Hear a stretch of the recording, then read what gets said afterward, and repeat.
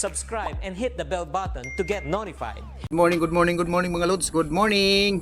Pakita ko sa inyo ngayon yung bangka natin mga lods. Sabi ni Uncle, konti na lang yung kulang. So pupuntahan natin ngayon yung bangka natin at pakita ko sa inyo mga lods. Ayan, nag-antay pa ako kay Janet kasi si Janet nag-ano pa ng mga bata mga lods.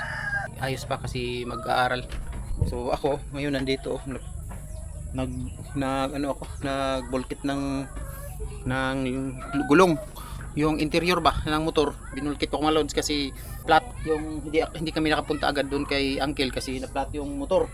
So malayo yun mga lods, nasa mga halos 1 kilometro yung layo ng pinagawa ng bangka.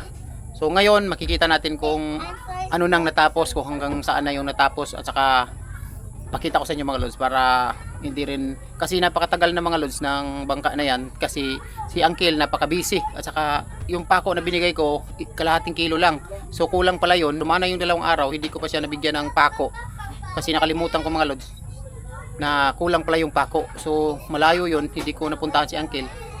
Tapos hindi magtatrabaho si Uncle pag hindi kumpleto, hindi niya tatrabahuin yan pag hindi kumpleto yung gamit. So pumunta kasi sila Uncle ng dagat, nag outing muna sila doon sa Surigao del Sur. So hindi nagawa yung bangka muna natin ng mga ilang araw. Ngayon pupuntahan natin kung ano nang natapos ni Uncle, kung nadikit na ba yung mga kahoy o nadikit na lahat. So yun, titingnan natin ngayon, pupunta tayo ngayon. Tara bay! Sasamahan ako ni Janet kasi magbibideo si Janet habang nagsasalita ako kung gaano katapos na yung bangka natin. So yun, i-update ko kayo mga lods para malaman ninyo. Ayan. So may kunti tayong sahod mga lods sa YouTube. Maraming salamat sa inyo mga lods sa suporta ninyo palagi. Thank you. So puntahan na natin yung bangka para makita nyo mga lods kung gaano nakatapos. Ayan, thank you. Pero hindi pa na to mga lods, hindi pa na pinturahan. So bibili pa tayo ng pintura. Ayan. At saka i-compute natin kung ilan yung nagamit na pera para sa bangka. Ayan, thank you. Yung binulkit natin na pandikit ng interior ng motor. Ayan o. Ayan, tayo ng pandikit mga lods kasi ginawa ko kasi to. Mayroon tayong pandikit para hindi tayo makapirahan doon sa mga vulcanizing. So mayroon tayong ganito dahil kasi tayo lang yung gumagawa ng pambulkit ng iwan ko yung Tagalog ng pambulkit mga lods. Iwan ko. So, tingnan natin kung luto na ba o pwede na ba gamitin o pwede na ba lagyan ng hangin. Tanggalin natin to. Titingnan natin mga lods kung pwede na ba siya o luto na ba yung pandikit niya. Oh, luto na mga lods. Ay mga lods, luto na. Oh, pwede na. Tumikit na siya. Lalo. Ayan. Mayroon tubig dito. May tubig dito mga lods. Lagyan natin ilagay natin sa tubig agad para malamigan siya para dumikit lalo yung pandikit niya. Ayun, napakaluto na. Ayan, thank you. Ayan, so yung isa, dalawa kasi yung dinikitan natin kasi dalawa yung flat na interior, tapos yung isa na nalagay na natin dun sa motor na ginawa ko na kanina. So ito pangalawa na to. So yan pang na natin to, pang reserba. Ayan. Pinatay ko na mga lods kasi sayang yung crudo. Balik natin.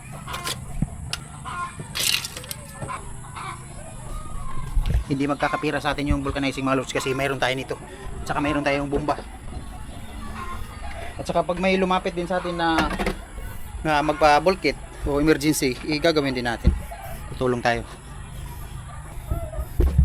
Ayan, tapos na tayong mag-bulkit, maglagay ng dikit. Na may sa amin lagi diri oh. Hindi ko rin. Oh, kanindot ana oh. Bibi na. Tara bay. Puntahan natin yung bangka. Sana maabutan natin si Uncle. Meron pa akong uling dito sa kamay. Luto na te? Mahaw na ta? Napa may kamote te? Gagmay. Gagmay kayo? Pero wala na dagko. Ambot lang.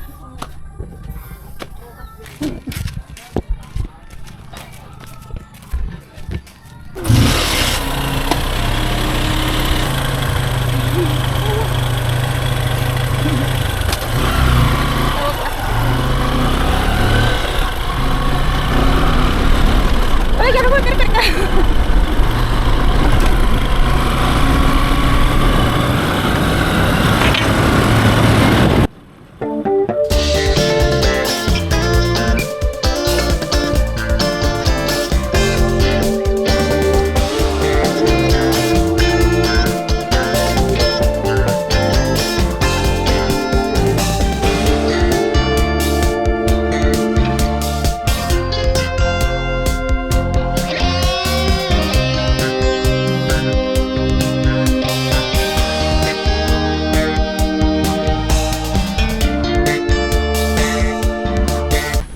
Muntag! Butag maayo. Ayun mga lods, nandito na tayo sa bangka natin. At saka si Uncle na naabutan natin dito naghahasa ng ano, ng pang cleaner. Ito man ako cleaner, blade sa cleaner. Ayan mga lods. So napakalaki pala ng bangka. Ito yung bangka mga lods. May butag. Ito na mga lods. Kukunti na lang yung kulang. Ang ganda mga lods. So napakalaki. Ayos. Kini cool may yung ingon ako. Guwa na to gyutro call, no? Ito kinapalan ni Uncle ng ano ng epoxy. Kasi may butas ng mga lods. Ito yung kinuha natin doon sa bukid. Ayan mga lods, tingnan niyo yung mga ano niya, mga butas niya dito. Kasi pagkatumba kasi nito, yung mga sa puno, yung parang may toothpick ba na maiiwan, yung ganun, yung nahugot ba doon sa ilalim. Kaya ito, makapal yung ano, yung epoxy. At saka grabe yung pagkagawa ni Uncle, oh, parang napakapulido mga lods. Yan oh, may ano dito, may butas, may kanal kasi dahil to sa kahoy natin. So wala tayong ibang kahoy kasi mahirap yung kahoy dito, maghanap ka ng kahoy dito, may napakahirap. So maganda, napakahaba mga lods. Siguro, bilang nakataas Col? Size. This size? Oh, 16 feet. Kasi yung luma nating bangka, nasa 15 feet lang yun. So mahaba to. Mahaba, saka malaki, malapad. Napakalaking bangka to. Ano daw? Ano mga lods? Grabe yung pagkagawa mga lods, napakapulido. Ayan. Kahit yung ano natin, yung kahoy natin sa pag-order hindi sakto. Kasi lawaan yung in-order natin, yung dumating parang hindi lawaan, mga miscellaneous yung dumating. Ano si Uncle, naghahasa pa ng ano, cleaner. Ungipon na sa cleaner call? Gusto mayroon pang buntot dito, pang siguro ano to? Lagayan ng nylon, yung pangtali ba?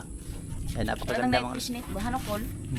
ay, napakaganda mga lods, maganda pagkagawa. Fishnet. Disney. Discreet.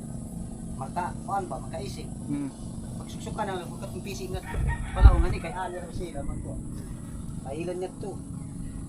Ay, napakakapal mga lods. Fishnet. Katong pisig. Higtan yung fishnet. Ay patanong ko na lang sa pre. Napakakapal mga lods. Oo. Kung pwede nga kuan, mas lapad pa siya. Kay kurtiho na lang daan. Nga tuyok na siya daan na to, pilit na siya daan. Adi siya paglangsang. Pero Na ini kay kuan ba ini? Pugson mo ba ini siya? Pugson mo siya, ato daw. Oh. Pero kung lapad siya, di siya maalsak. Kung lapadi na siya iyan yan. Lain na siya todo. Eh malutawi kay ni, pangkantaw niyo sa. Kaya itong kang Junjun na kanong umangkong ko, bagay doon bis na katuon mo doon. Do sira kataas. Nalapad lang yun ani. Ang pareharahan ni ang kuan, Kalapad. kalapad nga to. Ang kalapad. Pero upat kay kataong karga. Sabi. Yun no. Mataas daw yung litaw niya mga lods pag kami lang dalawa ni Janet kasi malaki na rin to, malaki na ako na ito. Dito ba kung sumpayan pa na naman dito stick gamay padong dito pagawas. Hang? Dito, sumpayan pa ni stick padong dito. Oo. Ito bagang tawa. Baka to. Kaya dapat untahan. Kulang na lang nito mga lods, pintura na lang yung kulang. Mo saan nindot nga pintura Col? Itong kuan, primer. Primer. Primer daw yung maganda mga. Kuan ba? Naman eh. Anak tanan pintal. Oh. Yay primer. Suat. Pero itong yay epoxy. Primer, epoxy tapos ang mix niya imbabaw nga ni. Sino call? Tipan. Oh. Ligan ito call ba no? Kay Mabaga guide siya, mabaga. primer pa Dili siya. pa siya ning Epoxy. mga ordinary ra nga nipis siya. Ipintal mo. Ito Epoxy mabaga. gibali. Paga. Ang pamagani brut sa hadto kung maghumanakaw, di na pwede magamit pag siguro gamit. Kini Col, gigray na nimo ni Col.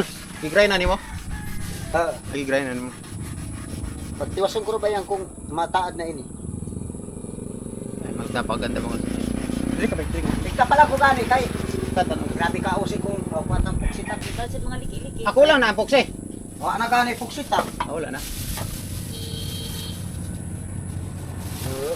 Wala na, agoy, wala naman din. Kay pambagot. Ini.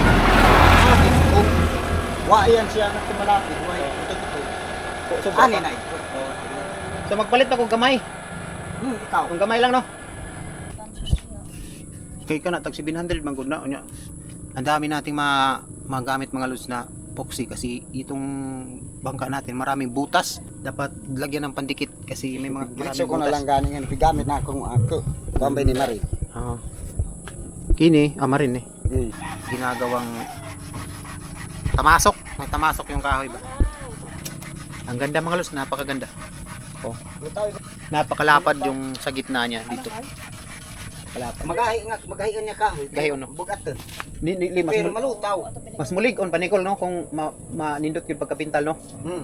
Mga lods, ang natupad lang pala ng order nating kahoy, ang kakapal lang niya, yung kapal, makapal, natupad yung kapal niya. Sabi ko, kapalan para pag planer niyan, maganda yung resulta kasi makapal. So natupad yung kapal, ito lang yung kapal ng kahoy yung natupad sa order natin. So yung klase ng kahoy hindi. Taas po. Yung haba, ginantangani nga, kiniragani na natuman ang kanilang baga, cool no? Hmm. Ang kabaga lang sa kahoy, may natuman. Baga-baga na bagaan ito. Sab. Nagbali, uno ra dayo. Murang pre na haong kabaga. Kasi na ito uno. So ito mga lods, Ito pero bugat na kausin magkuan. Bugaton pang kahoy. ito mga lods, maikli sana to. Maiksi sana to.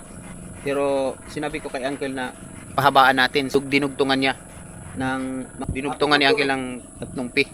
3 feet yung dinugtong ni Uncle tapos plus itong dulo. Itong dulo nasa mga 2 pi. So 16 pi lahat yung haba nito. Mula dito sa pinakadulo hanggang dun sa pinakahuli. 16 feet. Ang ganda. Ang ganda pagkagawa mga lods. Pulido. Lahat napakapantay. Pero kulang siya ng epoxy.